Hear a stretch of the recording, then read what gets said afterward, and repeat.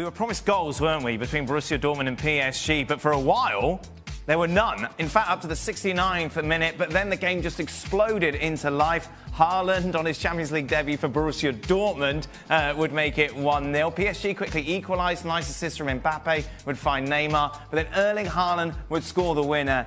And this kid is just on fire at the moment. When I say the winner, it was just a rocket from outside the box to give Borussia Dortmund a 2-1 lead going into the second leg. That is 11 goals in 7 games since joining Dortmund over the summer. It seems the place to start, isn't it? Yep. When you've got the likes of Mbappe and Neymar on the pitch, yeah, it's Haaland who everyone's talking about. He's the draw. I said it yesterday, whenever the Dortmund team comes out, whether they're playing in the Bundesliga or the Champions League, the first thing almost everybody asks now is Haaland playing, right? And here's a guy, a teenager, who is doing it at the elite level. He's doing it for his previous club. He's doing it for this club. By the way, a huge club in Germany, which is under pressure to perform in the knockout stages against one of the biggest spenders in European football in the last decade.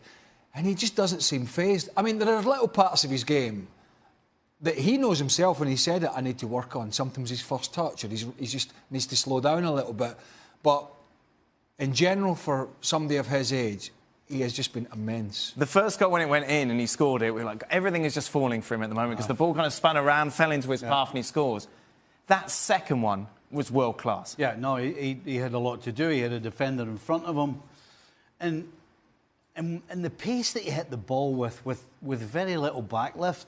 You know, the ball was past the goalkeeper before he moved, because you're watching it and you're thinking he's going to have to go a little further to get a hit on this. And as you're thinking that, the ball's in the back of the net.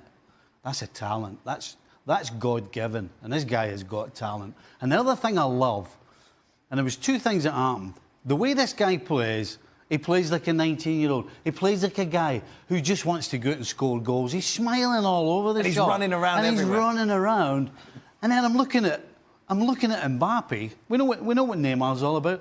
I'm looking at Mbappe, and Mbappe started to do what Neymar started doing all these little flicks and tricks and round the legs and try to do it. And he's like, hold on a second, that's not what made you great.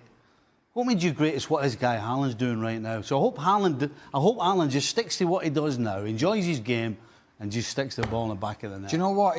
Normally, from a defender's point of view, you're playing against a player and you think, right, this striker, he's a penalty box striker, but he isn't going to pick the ball up 30, 40 yards and crash one, so I don't have to worry too much about that. Or he's that kind of player and I need to be closing him down, but he's not very sharp in the box.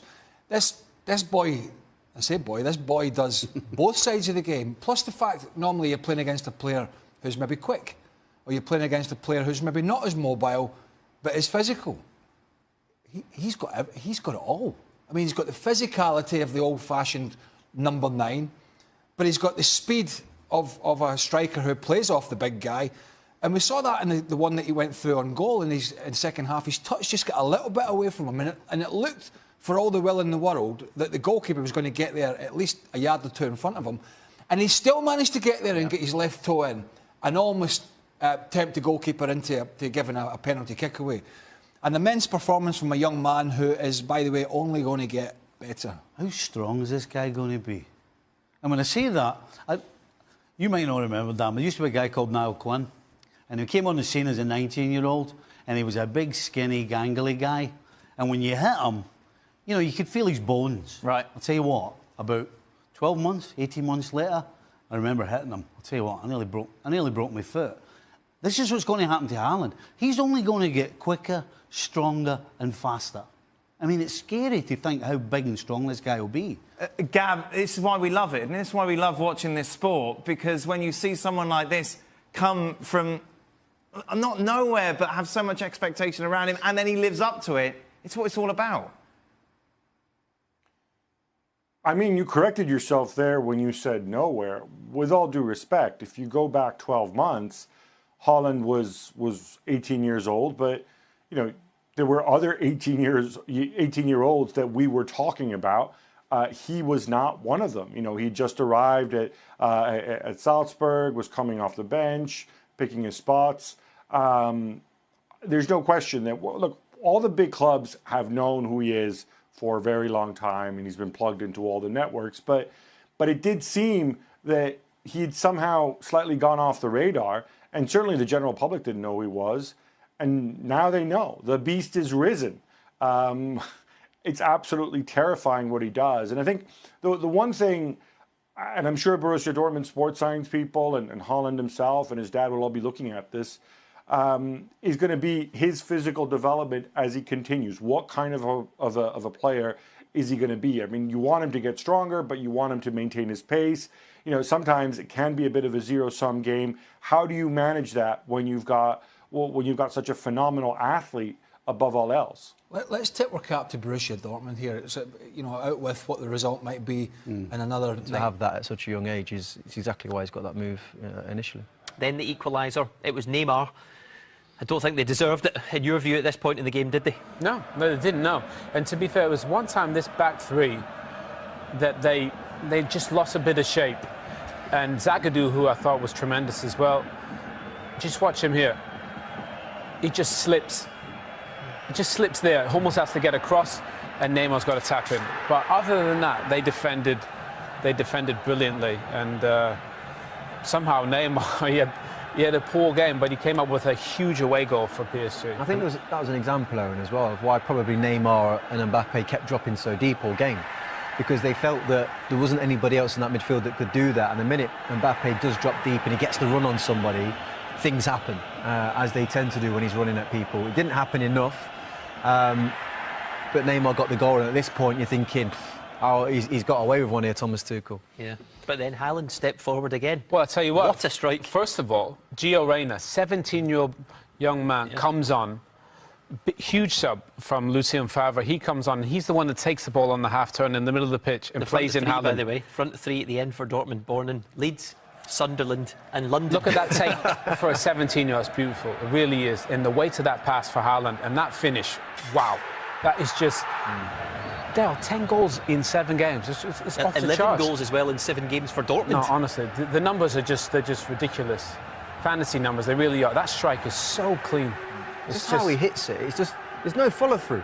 It's just hit so pure in the middle of the ball. There's no spin on it, and it just flies through the air. I mean, Navas had absolutely no chance. You're right, because it looks as if he's almost off balance, stretching, reaching for the ball. Well, if you're stretching and reaching for the ball, usually the ball goes up, or you just don't get that contact. But he's obviously kind of got good range in terms of how long his legs are, that he just knows how he can hit the ball and when he can hit it, because he seems to hit it at strange times as well, where keepers get caught out. I know most people know the Haaland story now in world football, but I mean, it's worth reminding everyone at home, he's 19 years old. He's making the run, always stretching the defenders by the run. Look at this, intercepting back deep in midfield and saying to Witsel, give it back to me, but continues his run forward. He looks like he's bunched there, but he wasn't. Well, you see the 2 goals. Do you like the cut of his jib? Yeah, he's always on the half-turn. You know, he's not sort of squared up looking at his own goal. He's always wanting to be on the half-turn, taking it. He's really pacey. He's obviously got that sixth sense that all the top strikers have. Right place, right time. You've seen there was 3 clips there where he's pointing where he wants the ball. If there'd been someone cuter on the ball, he's in on the goalkeeper. I mean, he looks like he's quicker than anyone. He's bigger than anyone. And he's got this sixth sense. He's got a great chance of being a top man, hasn't he? And to say teenagers are lazy these days. His mother must have been a good player because his dad was a plodder. This is the 2 goals, Tommy. Look, the build-up again. He's involved in the build-up with Guerrero.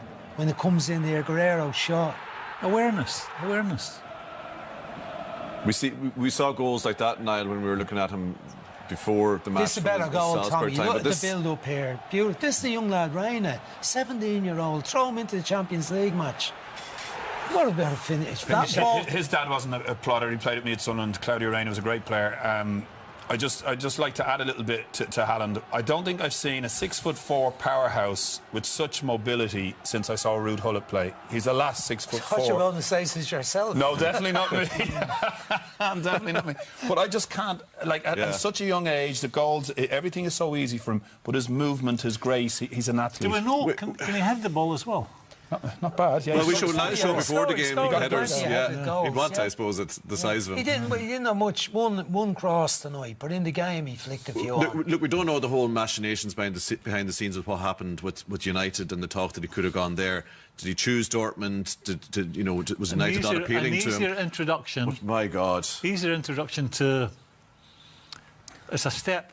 A step on his career. It's easier to play at Dortmund as at Man United right now. You know, Man United, he's going under all sorts of pressure. He won't be there long. I doubt if you'll see him at Man United. I think if that's him and he keeps scoring, go, he's destined for Bayern Munich.